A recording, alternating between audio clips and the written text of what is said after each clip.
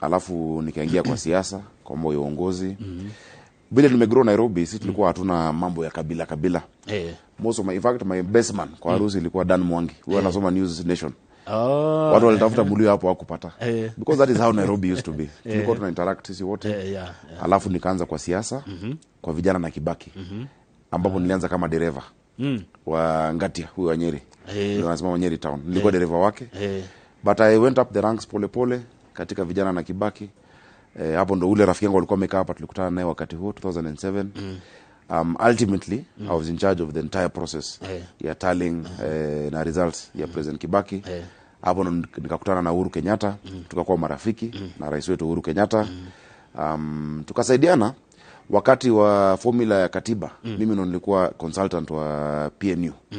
Wa kuhakikisha kuna one man one vote katika katiba article 89 ya constitution yetu, ambapo inasema representation, watu wanafaa wakilishwe kwa usawa ya idadi ya watu. ODM waleta mtu anaitwa Professor Dol. Mimi ndo nikazungumza kwa niaba ya PNU nikiwa na miaka 23. Ndio. So that was my history. Hapo ndo Uhuru Kenyatta akasema lazima tufanye kazi na yeye. Ndio. And we went to the National Treasury. Tukafanya kazi na yeye. Alikuwa KANU wakati huu.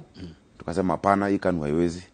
Tukaunda TNA, ambapo nikakuwa chairman wa TNA, na tulizindua chama ambao haijaonekana kwa taifa letu tena, na chama cha TNA, ambapo we were able to capture imagination ya Kenya yetu.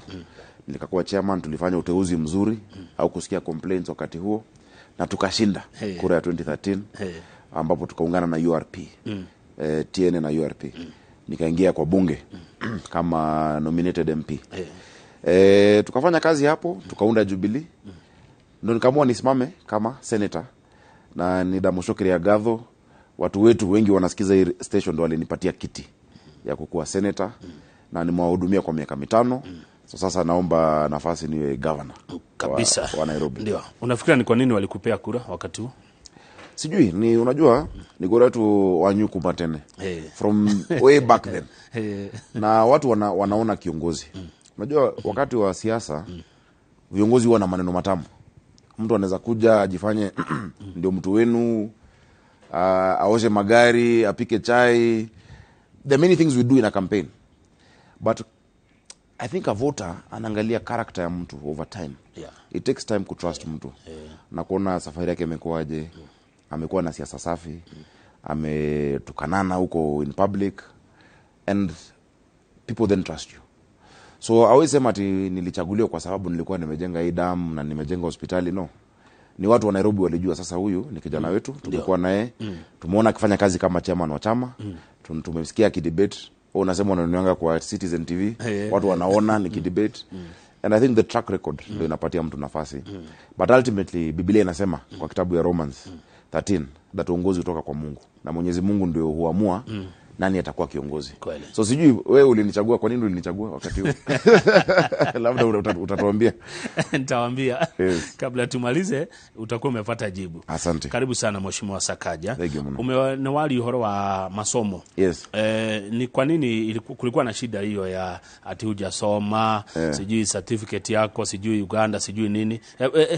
Ukanyimwa siku ya kwanza. Hebu fafanua hiyo maneno. Hakuna siku nilinyimwa. Hapana. Siku ya kwanza ambao nilikuwa nafaa niende ilikuwa Saturday. Lakini nikasema niende siku nyingine kwa sababu Saturday nakumbuka presidential candidate wetu ambaye ni William Ruto alikuwa anapeleka makaratasi yake na tulikuwa na rally kubwa Kamkunji. Mimi ndio team leader wa Nairobi na mimi ndo nilikuwa napanga huo mkutano. So nikasema tusongeshe ili nije Monday or Tuesday. Monday ilibidi nipitie idara ambayo inahitajika ku certify documentation. Ndo waka certify. Tuko na idara ambazo wanasema ndio umesoma ama hujasoma. Commission of University Education, tuko na IBC. Na ilikuwa between Saturday and Tuesday. So nikaenda Tuesday tukakaa. Tukiwa hapo kwa IBC kulikuwa na itilafu kidogo tu ambapo original certificate ya munini wakwa deputy Mushiri just original haikuwa ndo, lakini ilikuwa KU hapo tu. So tukakimbia wakapata transcripts na ikaletwa. Kumekuwa na hali ya sintofahamu na watu hapo. Unajua kuna social media na propaganda mingi. But we have institutions. Leo unaenda niseme huyu Kang'ethe amefanya hivi ama hajafanya hivi. it is very subjective. But tukiwa na institutions ndio sema ndio ni kweli amehitimu ama hajahitimu. Mimi nimesoma hapa Nairobi University, nimesoma online courses nimefanya mingi, hata saizi mimi ni mwanafunzi University of London. Tukiwa hapa bado mimi ni mwanafunzi. So the institutions that are necessary ndio wame confirm ya kuwa niko na qualifications. Kuna watu wengi utembea wanasema wako na qualifications, but they can't tell you a classmate of theirs. All my classmates I can name. My professors can come here. The people who I was with in school can testify. Kama watu gani mlisoma na wao? Watu wengi. Classmates unasema. Juzi nilikuwa St. Andrews PCA, nilikuwa na Professor Njui alinifunza na nikapost picha. Classmates wangu labda utawajua juu unajua hii rika yangu wengi hawajajulikana publicly. But kama huo nimesema Dan Mwangi is a colleague of yours in the media. He was with me, I got an A in Lenana School, which is a national school. Na hiyo iko. So I think we leave it to institutions ambazo zinafaa. Kwa hii siasa ni rahisi kutafuta mtu kumchafulia. And you can tell unajua kuna karatasi lakini kuna education. You can tell who has it and who doesn't have it. The institutions charged with doing it ambao wanafanya 24 hours a day, ambao wako na maprofesa na kazi hiyo, ndio wamesema iko sawa. So I think for now I'll leave it at that. Lakini sasa IBC imekupitisha kutumia karatasi ya chuo gani? Wamenipitisha na yote ambayo nilipeleka. In fact nilienda kwa IBC, I took the same things I had in 2017 because 2017 unakumbuka nilikuwa tayari pia nataka kuwa governor wa Nairobi, tukiwa na Sonko na Waweru na Bishop Wanjiru. Alafu sana nikamwachia, but at that time I was already ready. So it is the same documentation I've always had ambao nilienda nayo. Na kwa sababu nimeona watu wanajaribu kutumia kwa kisiasa, nitaacha hizo idara ndo zijibu swali hiyo. Okay. Haya. Najua wakiuliza tena ndio tutarudi kwa hilo swala. Mwenzangu hapa alikuwa ni Benjamin Wangari. Yes, Wangari. Tukichambua magazeti.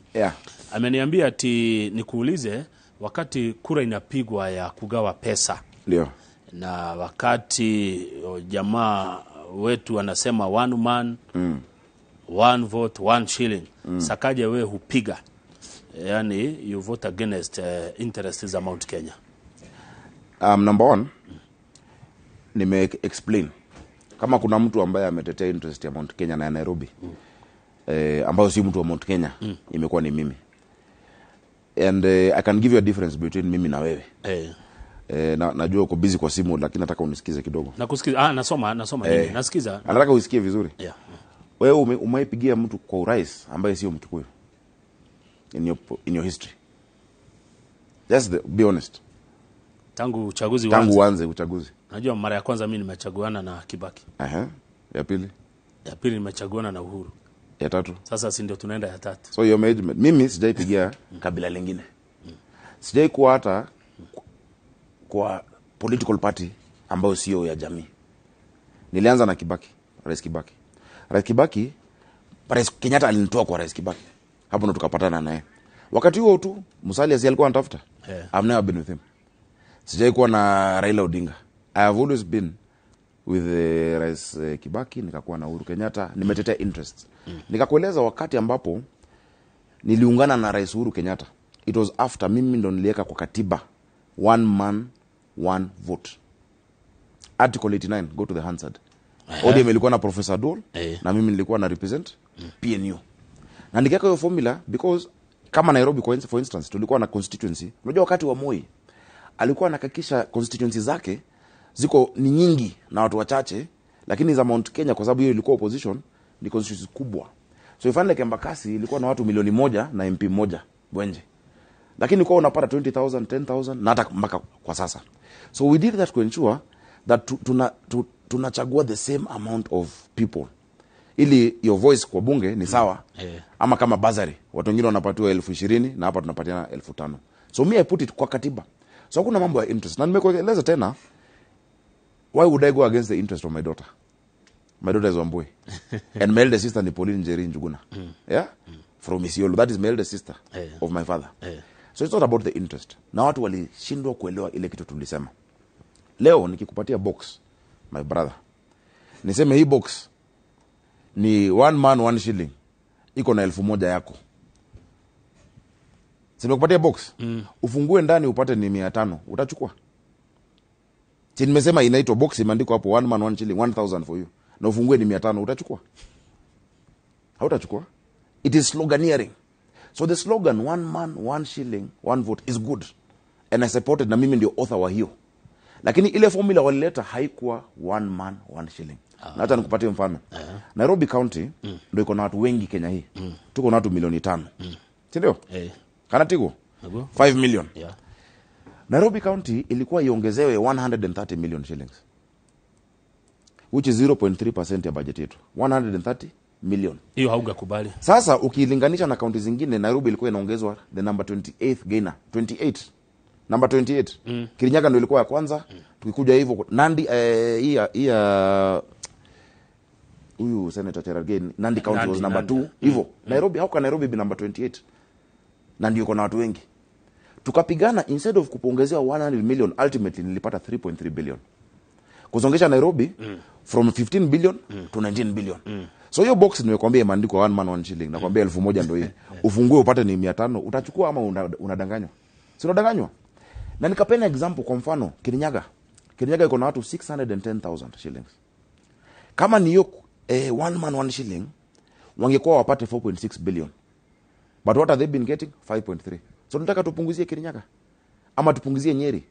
Nyeri County, Kieni constituency peke yake ni 1346 square kilometers. Kieni constituency ni kubwa kuliko Kirinyaga County. Na iko na watu wengi. How is it that Nyeri ilikuwa inapata pesa kidogo kuliko Kirinyaga? Na juu chairman no budget alikuwa ametoka Kirinyaga. It was not the formula ile imeandikwa kwa box. Ile ilikuwa ndani, ilikuwa what I called voodoo numbers. Na mimi najua hesabu. Voodoo. Kirinyaga itaongezewa pesa mingi kuliko, and by coincidence the number one gainer is the chairman of budget. Wanasema Nairobi hakuna agriculture. Watu wangu mutuni wanafanya nini? Udhimitu wa Ithaka, uende Ruiru, Ruai, uende hadi Njiru. There's agriculture in Nairobi. Watu wangu hata kwa mitongoji duni. The pig farming around in Mathare. That is not agriculture. Wasema Nairobi pate 0. So wale walifikiri ati I'm fighting it, did not hear. Na ukienda kwa YouTube usikize hiyo clip. Nairobi actually was supposed to get 25 billion. Tulipatiwa 19. So I believe in one man, one vote, one shilling. Tuondoke hapo. Wakati kura inapigwa huko kwenu kwa Senate ya kumuondoa Governor Sonko. Ndio. Ulikuwa wapi? Nilikuwa kwa Senate. Ulipiga kura? Ndio. Ya la, ya ndio ama ya kukataa? Let me explain. Unajua hata nimefurahi sana nimepata hii nafasi. Thank you very much. Because leo tuna debunk hii propaganda na myths. Kwa Senate, listen to me my brother. Anakusikiza. Kwa Senate kuna wale sale kuna kura wanahepa. Wanatoroka. Mimi nilikuwa. Kwa Senate kunapiga kura mara 3. Either yes, no or abstain. Kwa abstain si ati upigi, lazima ufinye. Useme kura yangu kwa hii ni that nimeabstain. Now tradition ya Senate, abstain ni sana kusema haupigi. Nimesema sipigi. Si ati nimekosa kupiga ati nimetoroka. Niko hapo but nimesema kwa hii I will not take yes or no. Okay. And that is what I voted kwa impeachment ya Sonko. And the reason is this. Number 1, tradition ya bunge na Senate huwa wakati ni mambo ya county yako, to avoid conflict of interest, unaweza zungumza kwa debate. Na kwa debate nilikuwa nimezungumza. Mimi Governor Sonko nilikuwa nimempeleka kotini mwenyewe. Sasa alisimamisha matatu kuingia town. Mimi mwenyewe nilileta audit questions on Nairobi in the Senate. I brought motions na hiyo impeachment nilizungumza. Lakini kikuja kupiga kura, because unahitaji 24 counties, the senator of that county hafai kupiga kura because of conflict of interest. That is the tradition in all impeachments katika bunge ya Senate. But you give your voice. Lakini kama itakuwa ni kura moja imebaki, ndo atoke ama abaki, ndo utapiga. That is the tradition. Na nilikuwa nimesema hapo, I had issues about the management of the city. Nilikuwa nimemwambia wewe jaribu kuongea na committee na usolve issue yako politically, but I made a decision to abstain because if you vote yes to impeach a governor, na wewe ni senator, na watu wanajua unataka kuwa governor, sina maanisha una vote because wewe ni adui wako wa siasa umuondoe, so unajitafutia. So there's a conflict of interest. Ukivote no abaki, inamaanisha unakubaliana na ile amekuwa anafanya. So there's a conflict of interest. So that is the reason. But my position about the management of Nairobi imekuwa wazi, iko kwa Hansard, iko kwa court records, na hata ukiangalia mzalendo.com, hakuna senator amekuwa ranked. I've been ranked the best performing senator 3 years in a row for bringing issues of his county. Watu wa Nyamakima wakipigwa mimi ndo niliongea. Mambo ya Gikomba, Sele moto imekuwa mimi ndo nimeongea. Mambo ya counterfeit mimi ndo nimeongea. I'm the one who has raised issues of demolitions, Kariobangi, Mukuru kwa Njenga. Hakuna senator ameleta miswada mingi juu ya kaunti yake kuliko senator wa Nairobi. That is on record, you can check. Asante. Haya, tuingie sasa kwa hii kazi ambayo unatafuta. Ndio. Hebu waeleze uko kwa chama gani? Niko kwa UDA. Ndio. Si Kenya Kwanza? Kenya Kwanza sio chama. Kenya Kwanza ni muungano wa vyama. Okay. Azimio ni chama. Azimio ni coalition party. But Kenya Kwanza is a coalition of party. Hakuna mtu anasimama na Kenya Kwanza. Hata William Ruto anasimama na UDA. Lakini kuna wale wanasimama na ANC. Ndio. Kuna wengine wa chama cha kazi ya Moses Kuria. Kuna wengine katika Ford Kenya. Mimi ni member wa UDA. Wa chama cha UDA. Lakini kwa wakati huu ulichaguliwa kwa tiketi ya chama cha Jubilee. Mbona ulihama? Kwa nini? What happened? You know, mlikosana na President Uhuru? Mimi kwa according to me sidhani tumekosana. Wacha niseme hivi. For me, mimi ni founder member wa Jubilee. Yes. Mimi nilikuwa chairman wa TNA ambayo ilikuwa big brother wa Jubilee. Wakati tulienda kuunda Jubilee State House, mimi ndo nilikuwa head of strategy and communication and branding. Ile kulikuwa na kamati ya Noah Wekesa na Kiraitu Murungi. Hiyo joint committee. In fact, hiyo siku ukiuliza mtu alikuwa governor between 2013 and 17, ama senator, ama MP, ama speaker wa county, ama leader of majority, they were there. Noah Wekesa akafungua mkutano, akazungumza. Walikuwa wamekaa kwa meza moja na Uhuru Kenyatta na Kiraitu Murungi na Ruto. Akaongea, akamaliza, akaita Kiraitu Murungi. Akazungumza, alafu akasema sasa ili tuwaeleze ni kwa nini na tunaenda wapi na inakaaje. Wacha tuite Sakaja. I'm the one who presented why Jubilee. The name Jubilee, the slogan, tuhamwe, tuko pamoja, kurialala, one kanyakla. Wasomali wanasema waisla jirna. Wamasai wanasema kitite nebo. That slogan, I'm the one who came up with it. And the logo. To explain, tunataka hii mambo ati kuna chama ya Kikuyu, chama ya Wajaluo, chama ya Wakamba, hapana. Let's collapse. And we collapsed. Vyama 12 kuunda Jubilee. Nakumbuka. For me to have left Jubilee was very painful. Because tulikuwa tunataka kuwa na chama cha kitaifa. Chama cha kitaifa ambapo unasikiza watu. You can listen to dissenting views, you can listen to different opinions. Wakati nilikuwa mwenyekiti wa TNA, uliwaisikia mtu against Uhuru Kenyatta? Hata mmoja kwa TNA? Never. Juu nilikuwa tunafanya mikutano.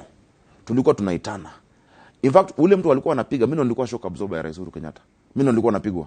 Kina Sakuda walijaribu kunitoa, unakumbuka wakati mwingine walijaribu kunitoa, but the party there were no complaints because chama party position ilikuwa tunakutana, tunazungumza, tunajadiliana, you want yes, I want no, we agree. Jubilee, which wanted to be a national party, stopped being a national party. Number 2, iliacha kuwa chama ya consultations. Hatujawahi kuwa na mkutano. Hatukuwahi kuwa, unaingia bunge unaambiwa imesemekana party position ni upige hivi kura. Chama ilikuwa iliamuliwa wapi? Mimi nimechaguliwa na watu wa Nairobi, I will listen to them and I'll vote. So wakati Rais Uhuru Kenyatta akaamua ya kwamba nani rafiki yangu, for me to be where I am politically, amenishikilia mkono, and I thank him and I will always credit him. I did everything I could do for his career, including hata kusema boss unaweza kuwa rais tukiwa treasurer, tukiwa DPM. Nyinyi mlikuwa mnamuita DPM, deputy prime minister. I did everything in my power. Sikuwa nalala kuhakikisha amefika pale alifika.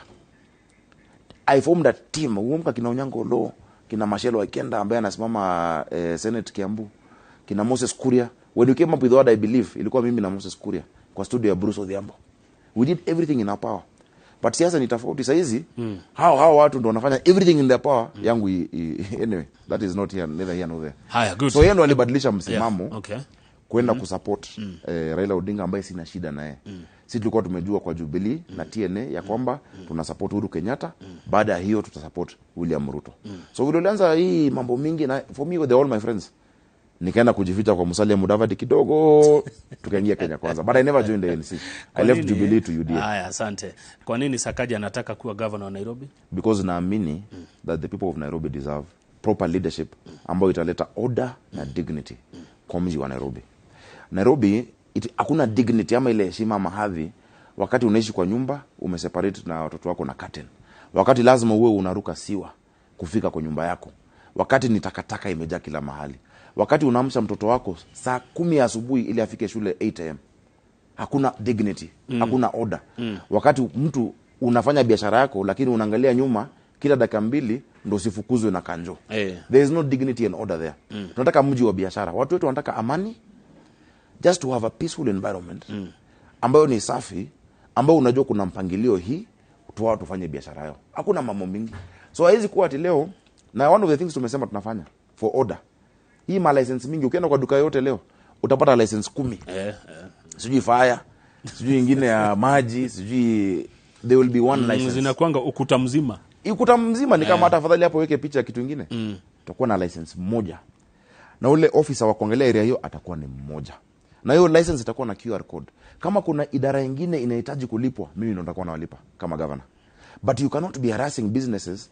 We want to build businesses na ku-encourage.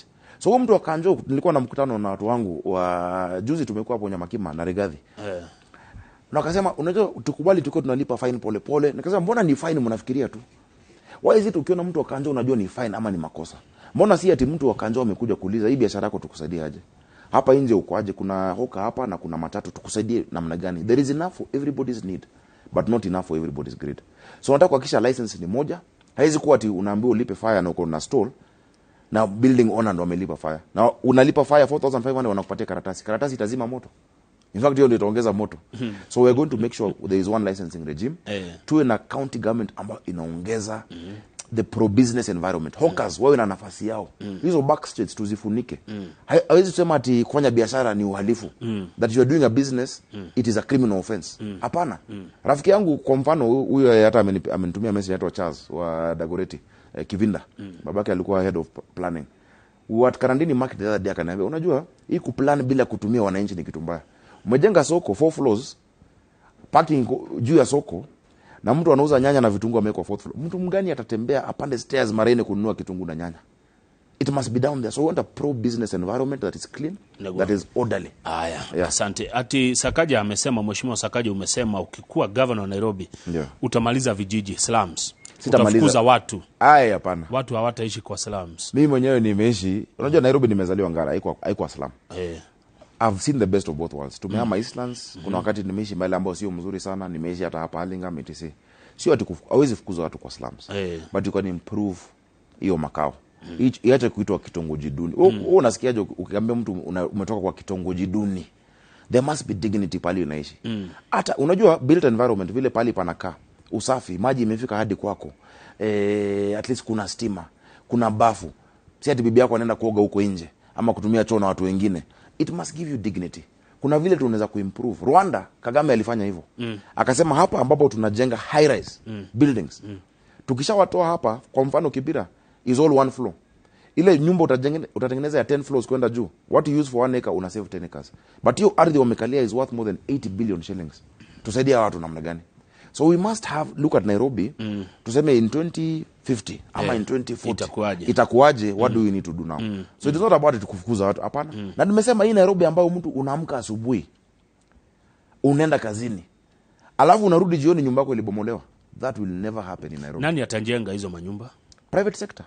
What you do as a county government ni kuprovide land na kuprovide the right environment and the concession. Ili kama mtu analipa rent ya 8,000 inabadilika inakuwa mortgage ya 10,000 na analipa in 15-20 years. Nataka kupatia mfano kule Majengo Kamkunji constituency ambapo nimekuwa nasaidia wakazi wa hapo NHC. Walikuwa wanaishi kwa slum ya 5,000. Na wakaambiwa tokeni tumwatengenezea nyumba ya serikali ya NHC ambao rent sasa ni 12,000. Kwa sababu hiyo difference watu wako na area za more than 70 million wako kotini wanataka kufukuzwa. You cannot do that to the people. Na hawezi kubomoa Nairobi hii itakuwa 2 years notice. 2 years. Juu ndio kuna watu ambao wako pale wanafaa kusongeshwa. But hawezi enda kama vile ilifanywa Kariobangi. Kuna watu walikufa ndani ya manyumba yao, Mukuru. Are those people not as Nairobians as you? Mimi vile leo nimepeleka mtoto wangu shule na nimeenda na najua jioni atakuwa nyumbani. Does my child not have the same right as mtoto wa mama Saumu kule Majengo ama yule ambaye yako Mukuru? Ndio tunasema order and dignity for every Nairobian. Hakuna first class Nairobian and second class Nairobian. Lazima tufikirie mtu wote wa Nairobi we having the same right. Nani wenye haya mashamba ambayo yamejengwa hizi slums? Who are the owners? Some of them are community, some of them ni encroachment. Zingine zilikuwa private. Kwa mfano, watu walibomolewa takwati Mukuru kwa Njenga.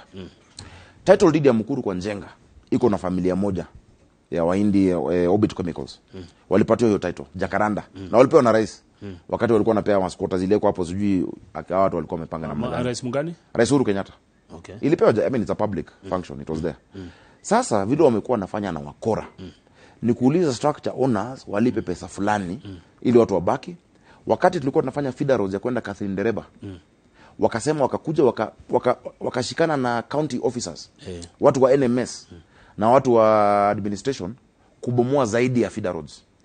Hiyo siku lala, nilipiga simu zote hata ya rais. I mean if there was not privacy, I would show you the messages and the pictures.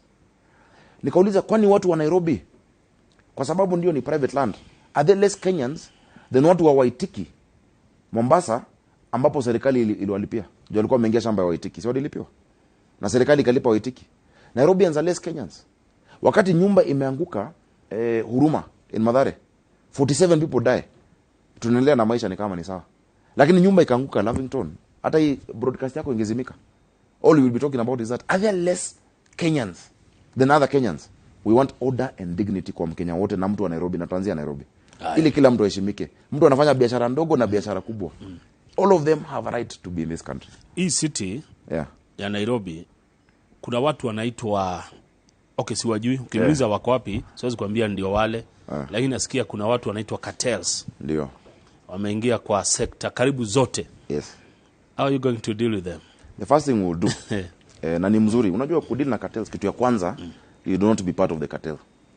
Unajua sasa ile wao tayari wamekununua na umeingia kwa hiyo system yao, utakuwa cartel. But what I'll do is this: Nairobi lazima structure.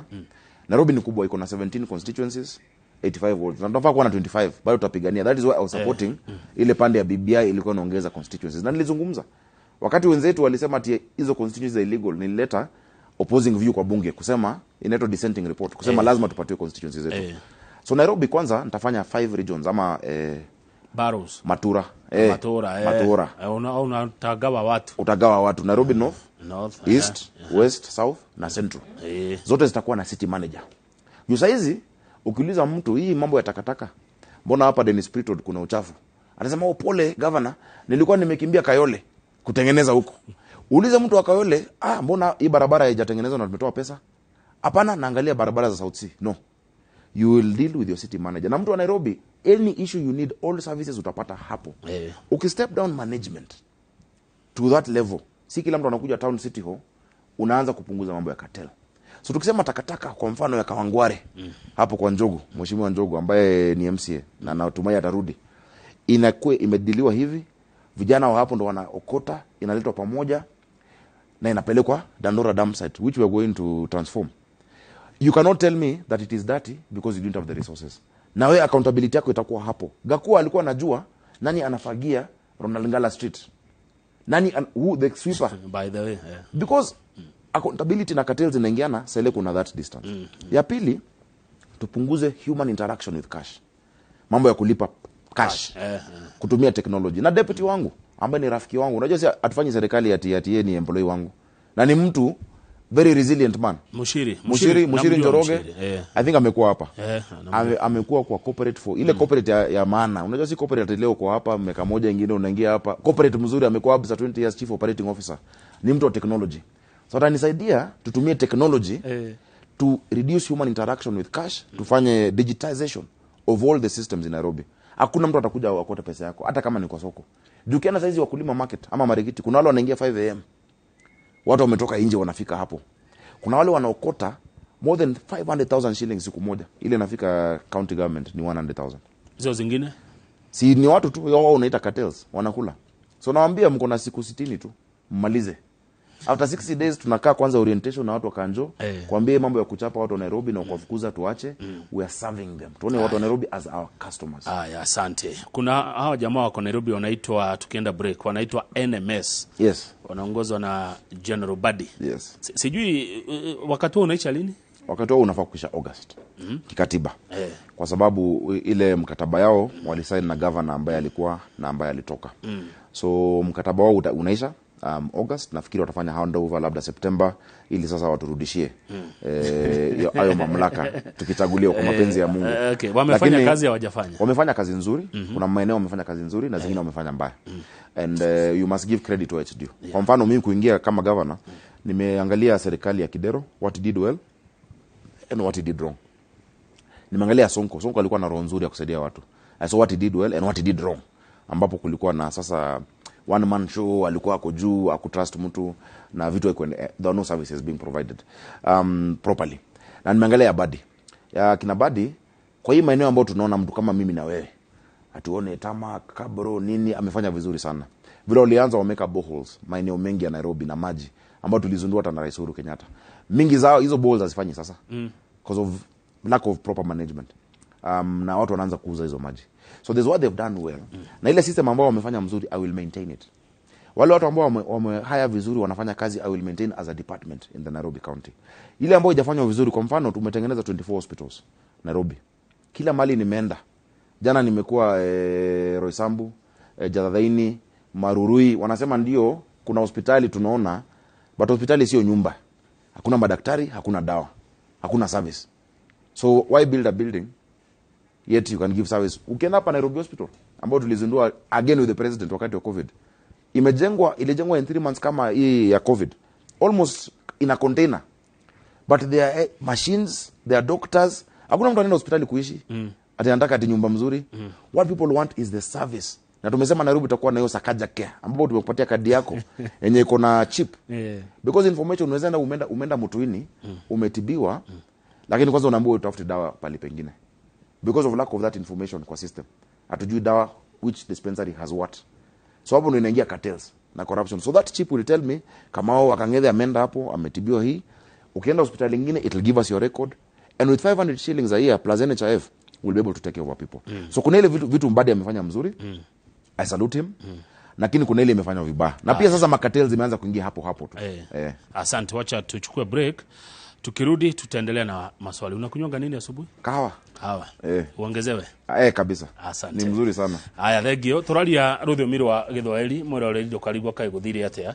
Nĩ tondũ thĩinĩ wa studio twĩna Mheshimiwa Johnson Sakaja, nĩ senator wa gũkũ Nairobi, na nĩ aretha gĩtĩ kĩa governor wa county ĩno ya Nairobi. Ciũria nĩ nyingĩ mũno. Ngwĩciria hĩndĩ ĩrĩa twĩna mũgeni wa gĩkĩro kĩa governor studio, twagĩrĩirwo gũkoragwo na mathaa ta merĩ ũguo ma kũmũria ciũria, tondũ Nairobi inoro nĩ rũĩ. Tita gũkũ kumago nĩ tũracokereria.